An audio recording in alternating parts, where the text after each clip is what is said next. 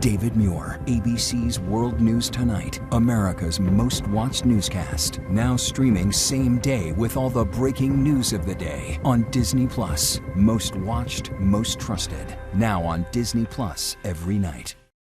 Breaking tonight, a popular discount airline abruptly shutting down. What this means for air travel and why this could be a very costly summer for drivers. First, Spirit Airlines, its final flights landing overnight, signs removed from airports, passengers scrambling to rebook with other carriers, and more than 15,000 employees out of work. Why a last-minute deal involving a government takeover fell apart and what the airline blames for its demise. Gas prices surging again, and now oil executives warning the worst may still be ahead. Their painful forecast for the summer driving season, why prices could climb even if the Strait of Hormuz reopens. Iran now saying the war with the U.S. is likely to resume, and the growing rift between the U.S. and its allies. President Trump now withdrawing thousands of troops from Germany. Also tonight, the major decision that blocks access to abortion pills sent by mail. A federal appeals court ruling that mail orders of mifepristone violate state abortion bans. That drug, one of the most common means of abortion, can now only be distributed in person or at clinics. Plus, a deadly crash. Police say a 14-year-old on an e-bike allegedly hitting and killing a Vietnam veteran. Why the boy's mother is now charged with aggravated manslaughter. Gone in seconds. Stunning images of what authorities are calling a $1 million theft ring. Teams allegedly stripping wheels, rims, and catalytic converters. The DA saying they worked as quickly as a pit crew. 16 people now facing charges. Down to the wire in the NBA playoffs, the game-winning overtime shot, while Lebron and the Lakers move on to round 2. The surprise passenger buckled in, why this robot caused a big delay for one flight. And America Strong tonight, he's keeping Americans safe in the sky at 90 years young. The big surprise and what he says keeps him going. From ABC News World Headquarters in New York, this is World News Tonight. Good evening. Thanks for joining us on this Saturday. I'm Wade Johnson. We begin tonight with the unfolding travel nightmare. Spirit, the no-frills discount airline, shutting down after 30 years, leaving flyers scrambling for options and forced to buy new plane tickets. The airline making its final flight in Dallas, Texas overnight. It struggled in recent years, filing for bankruptcy twice since 2024. But surging fuel costs from the war with Iran delivered the final and fatal blow. Frustrated passengers across the country are now dealing with canceled flights. Other airlines are trying to offer relief, but they too are facing financial strains, and thousands of Spirit's workers are now unemployed. The airline, known for its bright yellow planes and rock-bottom prices, was unable to secure a bailout from the federal government. ABC's Morgan Norwood leads us off from Newark Airport in New Jersey. Tonight, Spirit Airlines, the no-frills disruptor that transformed the commercial aviation industry with its bare-bones low-cost fares and bold marketing, shutting down after 3 decades. End of an era right there. Its final flight, 1833, touching down in Dallas just after midnight from Detroit. The airline now the latest business casualty as surging fuel costs from the war in Iran pushed it over the edge. Across the country, signage stripped from terminals, passengers stunned to find their flights canceled, thousands of people potentially now forced to book new flights. I get here, it's a ghost town this morning.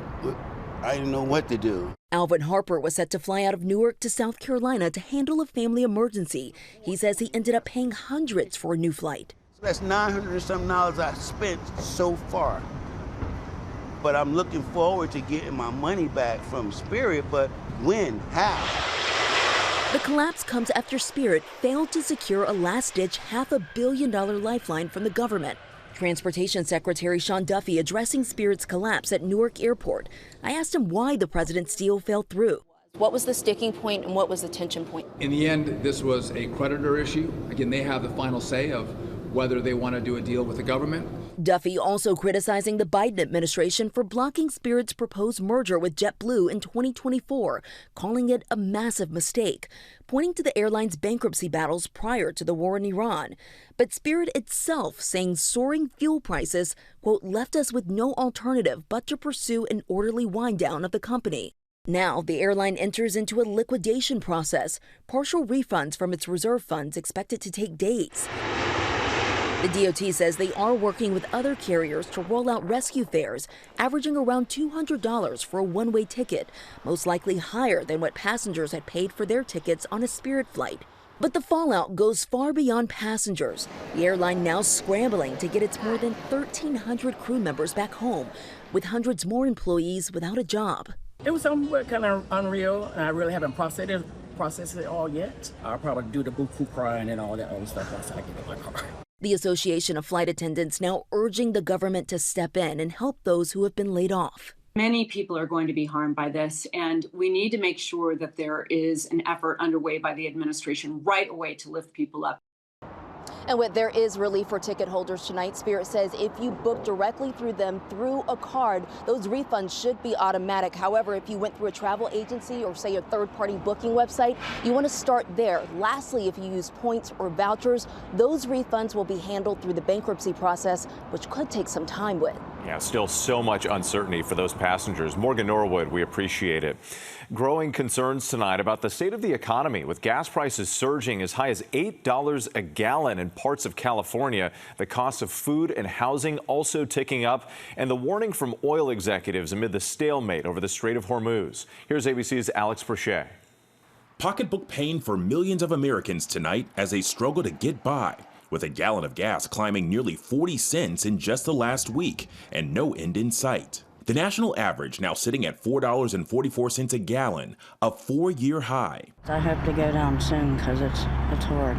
A new ABC News Washington Post Ipsos poll shows over 4 in 10 Americans have cut back on driving or cut other household expenses because of high gas prices. And those prices will increase at least 10 to 15 cents per gallon in the coming weeks due to stations rolling out their more costly summer blend. If the Strait of Hormuz continues to be blocked or significantly impeded, we could see the national average pushing closer to $4.75 or even that $5 a gallon mark by Memorial Day.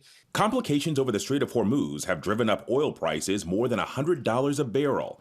Experts cautioning even once the strait is fully operational, it could take 1 to 2 months before the flow of oil is reestablished. But with time, as the straits remain closed, those additional sources of supply will attrit, will run out of the inventory, and so we'll see an increasing impact on price. Friday, the Treasury Department issued a warning that shippers who pay Iranian tolls to travel the strait could face American sanctions. The rapid and sustained increase in energy prices leaving many Americans little time to adjust.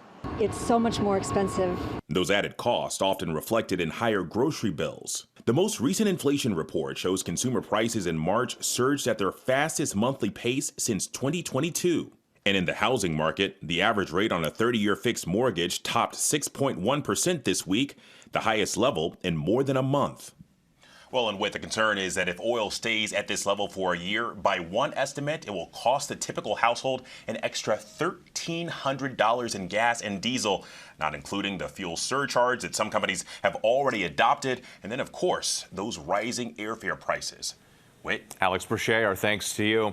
Next tonight, President Trump issuing a new warning to Iran as officials from that country say the war is likely to resume and the rift between the U.S. and its allies appears to be growing. Here's ABC's senior White House correspondent, Selina Wang. Tonight, more than 24 hours after President Trump told Congress that hostilities with Iran have been terminated, Iran warning renewed conflict with the United States is likely. A senior Iranian military official saying in state media that evidence shows the U.S. is not committed to any agreements or treaties. The armed forces are fully prepared for any new adventures or foolishness from the Americans. President Trump telling Congress yesterday that the war is over, bypassing a legal deadline that requires congressional approval to continue military action. But just hours after sending that letter, Trump saying the U.S. might be better off without a deal. They've got to make a bad deal. But if they make a deal at all, because frankly, maybe we're better off not making a deal at all. With peace talks stalled, Trump issuing Iran this stark warning. Do we want to go and just blast the hell out of them and finish him forever, or do we want to try and make a deal? The U.S. naval blockade in full force, and the Strait of Hormuz remains closed. The Trump administration now asking other countries to join a new international coalition to help reopen the strait. U.S. officials tell ABC News the coalition would coordinate diplomatic efforts and enforce sanctions. But that ask comes as Trump has repeatedly blasted our NATO allies for not getting directly involved in the Iran war. On Monday, the German chancellor publicly criticized the administration's handling of the war, saying the Americans clearly have no strategy and the U.S. is being humiliated by Iranian negotiators. Trump responding, ordering the Pentagon to withdraw 5,000 U.S. troops from Germany over the next 6 to 12 months. And tonight we're learning that the State Department has fast-tracked $8.6 billion in arms sales to partners in the Middle East, sidestepping congressional approval by invoking emergency powers. And since the Iran war began, the U.S. has already used that authority for billions more. And Selina, on another subject here, Cuba is also responding to new threats from President Trump. That's right, Whit. Last night, President Trump said that the U.S. would be taking over Cuba almost immediately after the war in Iran is over. And tonight, Cuba's president is firing back, saying, quote, "No aggressor, no matter how powerful, will find surrender in Cuba." It comes as Cuba's economy is struggling, with many going without power and even without food, Whit. All right, Selina Wang for us tonight. And tune into This Week tomorrow morning. Martha Raddatz interviews Transportation Secretary Sean Duffy and top Armed Services Democrat Senator Jack Reed about the ongoing fallout from the Iran war. Now to the Supreme Court facing yet another major ruling on abortion. A pharmaceutical company filed an emergency appeal earlier today. This after a lower court on Friday blocked a popular abortion pill from being dispensed through the mail. Here's ABC's investigative reporter, Olivia Rubin. Tonight, the most sweeping abortion restriction since the 2022 Supreme Court decision overturning Roe v. Wade taking effect around the country. A 3-judge appeals court panel, 2 appointed by President Trump, temporarily barring women from accessing the abortion pill mifepristone by mail. The ruling a win for Louisiana, which sued in part on claims the by-mail pill skirted its statewide abortion ban.